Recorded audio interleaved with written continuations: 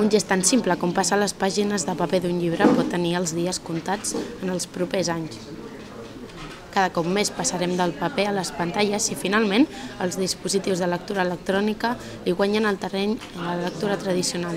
I és que en el 2010 s'han duplicat les vendes en tot el món.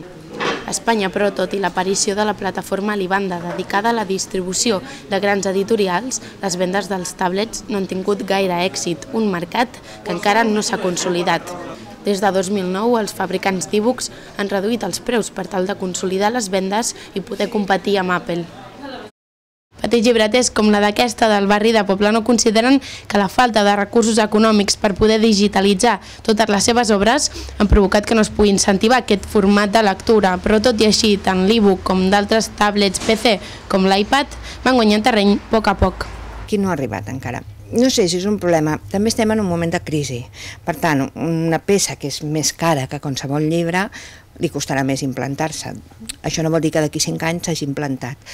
Però tot i que a Espanya encara no hagi funcionat aquest format de lectura, alguns aposten pel futur dels e-books. La capacitat que tenen els llibres electrònics per poder guardar obres literàries i la comoditat per transportar-los convenç a més d'un. Crec realment que el tablet serà el futur. Dintre de pocs mesos en el metro ja començarem a veure més de llibres tablets. Pel 2011 es preveu que un gran número d'editorials disposin de més de la meitat del seu catàleg de manera digital, amb un número important de novetats.